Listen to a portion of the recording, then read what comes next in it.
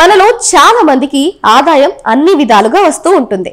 అయితే వచ్చిన ఆదాయాన్ని లాభదాయకమైన పద్ధతిలో పెట్టుబడి పెట్టి రాబడిని మరింత పెంచుకోవచ్చు. ఒకప్పటితో పోలిస్తే ప్రస్తుతం పెట్టుబడిదారులకు మదుపు చేయడానికి మార్కెట్లలో అనేక అవకాశాలు ఉన్నాయి. ఎన్ని పెట్టుబడి ఎంపికలు ఉన్నప్పటికీ ప్రస్తుతం మార్కెట్లో జోరు మీద ఉన్నవి మ్యూచువల్ ఫండ్లు, రియల్ ఎస్టేట్. ఈ రెండు దీర్ఘకాలిక పెట్టుబడిదారులకు మంచి ఎంపికలు. వీటిలో దేనిలో పెట్టుబడి పెడితే దీర్ఘకాలంలో మంచి లాభాలు అందుకోవచ్చు, లాభ నష్టాలు ఏంటి అనేది ముందుగా తెలుసుకోవాలి. అయితే వెంటనే రాబడి కావాలి అంటే మాత్రం ఇవి అంత సరైనవి కావు. ఈ రోజుల్లో ప్రతి ఒక్కరూ మ్యూచువల్ ఫండ్లలో పెట్టుబడి పెడుతున్నారు. మ్యూచువల్ ఫండ్లు షేర్లు, బాండ్లు వంటి వివిధ రకాల సెక్యూరిటీలను కొనుగోలు చేయడానికి పెట్టుబడిదారుల నుంచి డబ్బును సమకూర్చుకుంటాయి. మ్యూచువల్ ఫండ్లలో పెట్టుబడి పెట్టడం అనేది సులభమైన ప్రక్రియ. పెట్టుబడి ప్రారంభించడానికి కొన్ని నిమిషాలు చాలు. మ్యూచువల్ ఫండ్లను నిర్వహించే ఫండ్ మేనేజర్లు వివిధ కంపెనీల షేర్లలో పెట్టుబడి పెడతారు. మ్యూచువల్ ఫండ్లు securities exchange board of India నియంత్రణలో ఉంటాయి. ఈ పెట్టుబడులను ఎప్పటికప్పుడు ఆన్లైన్ లో పర్యవేక్షించవచ్చు. ఫండ్ల పనితీరును ట్రాక్ చేయొచ్చు. ఈక్విటీ మ్యూచువల్ ఫండ్లు స్వల్ప కాలంలో అధిక ఒత్తిడికి గురవుతాయి. మనం అన్ని ఆలోచించి వీటిలో పెట్టుబడి పెట్టడం మంచిది అని నిపుణులు చెబుతున్నారు. మార్కెట్ రిస్క్ ని బట్టి వీటిలో పెట్టుబడులు పెట్టవచ్చు. అలాగే రియల్ ఎస్టేట్ కూడా లాభదాయకమైన పెట్టుబడి మార్గమని చెప్పాలి. భారత్ వంటి దేశంలో రియల్ ఎస్టేట్ చాలా సందర్భాల్లో ఇష్టపడే పెట్టుబడి ఎంపిక. పెట్టుబడిదారులు నివాస, వాణిజ్య ఆస్తులలో పెట్టుబడి పెట్టొచ్చు.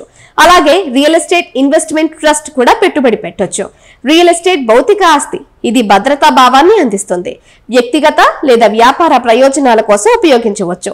ద్రవ్యోల్బణం పెరిగే కొద్దీ ఆస్తి విలువ, అద్దె కూడా పెరుగుతాయి. ఆస్తిని కొనుగోలు చేసేటప్పుడు న్యాయపరమైన సలహాలు తీసుకోవాల్సి రావచ్చు. స్టాంప్ డ్యూటీ, రిజిస్ట్రేషన్ ఛార్జీలు మొదలైన వాటిని భరించాలి. ఇది పెట్టుబడిదారులకు చాలా ఖర్చు, శ్రమ, సమయంతో కూడుకున్న ప్రక్రియ. మరమ్మత్తు ఖర్చులను కలిగి ఉంటుంది. ఆర్థిక మందగమనం సమయంలో రియల్ ఎస్టేట్ పెట్టుబడులు చాలా ప్రమాదం. ప్రాపర్టీ ధరలు గణనీయంగా పడిపోయే అవకాశాలు ఎక్కువ. అలాంటి సమయంలో పెట్టుబడుల విషయంలో అనేక జాగ్రత్తలు తీసుకోవాలి. ఒక పెట్టుబడి గురించి మాట్లాడుకున్నప్పుడు దాని రాబడిని ముందుగా పరిగణలోకి తీసుకోవాలి. గత 10 ఏళ్లలో భారత్లో రియల్ ఎస్టేట్ సగటు రాబడి 5 నుంచి 8% అని ఒక రిపోర్ట్ చెబుతుంది. మరోవైపు గత దశాబ్దంలో మ్యూచువల్ ఫండ్ రాబడిని బట్టి పరిశీలిస్తే సగటు రాబడి 10 నుంచి 12% మధ్య ఉంది. ద్రవ్యోల్బణాన్ని మించే రాబడి రావాలి అనుకునే పెట్టుబడిదారులకు మ్యూచువల్ ఫండ్లు మంచి ఎంపిక అని మార్కెట్ నిపుణులు చెబుతున్నారు. మనం ఏ ప్రాతిపదికన పెట్టుబడి పెడుతున్నా దానికి ఎలాంటి రాబడి ఆశించవచ్చో ఆలోచించాలి. దానికి వివిధ రకాల ఆస్తులు ఉండొచ్చు. కానీ వాటిని అవసరమైన సమయంలో ఉపయోగించలేకపోతే అవన్నీ నిరుపయోగంతో సమానమే. ఈ కోణంలో ఆలోచిస్తే మ్యూచువల్ ఫండ్ పెట్టుబడులు చాలా లిక్విడిటీని కలిగి ఉంటాయి. యూనిట్లను, కొన్ని బటన్లను క్లిక్ చేయడం ద్వారా ఎప్పుడైనా రీడీమ్ చేసుకోవచ్చు. ఈ డబ్బు 2 నుంచి 3 దినాల్లోగా మీ బ్యాంకు ఖాతాలో జమ అవుతుంది. అయితే రియల్ ఎస్టేట్ అమ్మకం అనేది ఇంత సులభంగా ఉండదు. సరైన కొనుగోలుదారుని కనుగొనడానికి నెలలు పట్టొచ్చు. సాధ్యమైనంత త్వరగా ఇంటిని అమ్ముకోవాలి అనుకుంటే మనకు కావాల్సిన ధర లభించదు. అమ్మకం ధర వద్ద రాజీ పడాలి. అంతేకాకుండా అవసరం చిన్నదైనా పెద్దదైనా పూర్తి ఆస్తిని అమ్మాలి. ఆస్తిపై చిన్న వివాదం ఉన్నా సరే దాన్ని కొనుగోలు చేయడానికి ఎవరు ముందుకు రారు. ఆస్తిని అమ్మేటప్పుడు మీడియాలో ప్రకటనలకు, ఏజెంట్లకు డబ్బులు ఖర్చు పెట్టవలసి ఉంటుంది. ఆస్తులను అమ్మేటప్పుడు చాలా సమయం కేటాయించవలసి ఉంటుంది.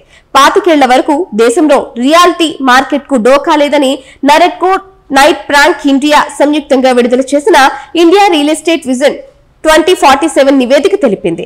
గత ఏడాది 47,700 కోట్ల డాలర్లు ఉన్న భారత రియల్ ఎస్టేట్ మార్కెట్ పరిమాణం 2047 నాటికి 12 రెట్లు పెరిగి 5.8 లక్షల కోట్ల డాలర్లకు చేరుకుంటుంది. ప్రస్తుతం మారకం రేటు ప్రకారం సుమారు 478.5 లక్షల కోట్ల వరకు చేరుతుందని కూడా ఆ నివేదిక అంచనా వేసింది. ఇది అప్పటి దేశ జీడీపీలో 15.5% సమానం. ప్రస్తుత భారత జీడీపీలో రియల్టీ రంగం వాటా 7.3% మాత్రమే అని గ్రహించాలి. మ్యూచువల్ ఫండ్లలో 500 రూపాయలతో కూడా పెట్టుబడిని ప్రారంభించవచ్చు. ఇంత తక్కువ పెట్టుబడితో ఏ ఇతర విలువైన ఆస్తులను కొనుగోలు చేయలేం. అదే రియల్ ఎస్టేట్ లో అయితే హైదరాబాద్ లాంటి నగరంలో 2 BHK ఫ్లాట్ కొనడానికి కనీసం 70 నుంచి 75 లక్షల పెట్టుబడి పెట్టాలి. దానికోసం ఇంటి రుణాన్ని పొందాలనుకున్నా మీరు సొంతంగా 15 నుంచి 20%, 12 నుంచి 15 లక్షలు డౌన్ పేమెంట్ చెల్లించాలి. అలాగే ప్రాంతాన్ని బట్టి రిజిస్ట్రేషన్ ఫీజు చెల్లించాలి. అందుచేత రియల్ ఎస్టేట్ లో పెట్టుబడులు అనేవి ఆర్థికంగా చాలా భారంగా ఉంటాయి. ఈక్విటీ మ్యూచువల్ ఫండ్ల విషయంలో యూనిట్లు కొనుగోలు చేసిన తరువాత 1 ఏడాది తర్వాత విక్రయించినట్లయితే 10% దీర్ఘకాలిక మూలధన లాభాల పన్ను చెల్లించాలి. 1 ఏడాదిలోపు విక్రయిస్తే 15% పన్ను చెల్లించాలి. రియల్ ఎస్టేట్ పెట్టుబడి కూడా కొన్ని పన్ను ప్రయోజనాలతో వస్తుంది. మీరు ఇంటి రుణాన్ని పొందినట్లయితే అసలు వడ్డీ మొత్తంపై వివిధ కేటగిరీల కింద 2 నుంచి 3.50 లక్షల మధ్య పన్ను మినహాయింపును పొందొచ్చు. అలాగే ఆస్తిని కొనుగోలు చేసిన 2 ఏళ్ల తర్వాత విక్రయించినప్పుడు 20% దీర్ఘకాలిక మూలధన లాభాల పన్ను చెల్లించాలి. అయితే పొందిన మూలధన లాభాన్ని మరో ఆస్తిలో లేక క్యాపిటల్ గెయిన్ బ్యాండ్స్ లాంటి వాటిలో పెట్టుబడి పెట్టి మినహాయింపులు కూడా పొందొచ్చు. మీ దీర్ఘకాలిక పెట్టుబడులు మీ ఆదాయాన్ని మరింత పెంచేలా చూసుకోవాలి.